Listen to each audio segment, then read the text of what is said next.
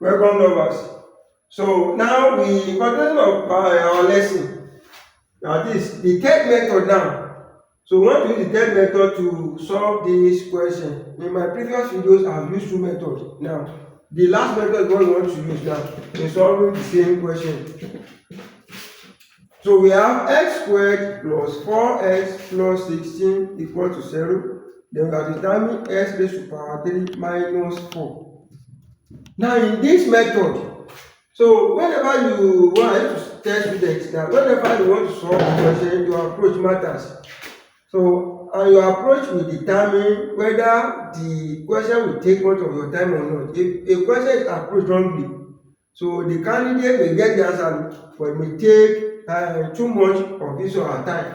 So that is, we are giving this. Let's consider this expression on this side, and we are given to be equal to 0. That is x raised to power 2 plus 4x plus 16 equal to 0. What we are going to do now, so we are going to take 4x and 16 to the other side of the equation. So by taking 4x and 16, the plus here will change to minus.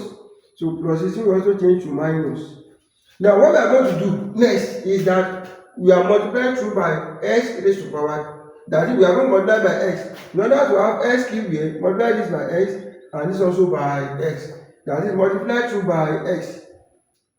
Multiply through by x. Through by x. So in order to have x raised to power 3, we have x cubed multiplied by x, we got this one. Then we are multiplying this also by x minus 4x squared minus 16x. Now, here there is a common factor. We want to rewrite this by factorizing minus 4 out. So when you factorize minus 4 from this term, you have x squared left. When you factorize minus 4 from 16, you have plus 4x. Now when you compare with this, you can see that there is a link, that we can link the two expressions here together, because we have x squared plus 4x, here we have x squared plus 4x. The next thing is to add 16. So that is by adding 16 without loss of generality. So that is without loss of generality. Without loss of generality. WLOD. So that is without loss of generality. This can be written as you add 16 to it, and at the same time you take away 16 from it.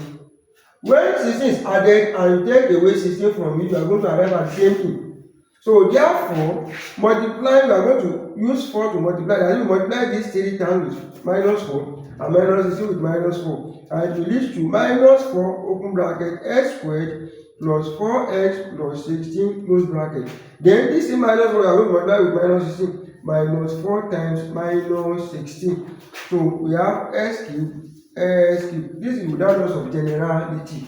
So in this case, we have x cubed. Don't forget, we are given that x squared plus 4x plus 16 equals to 0. Therefore, everything here will turn to 0.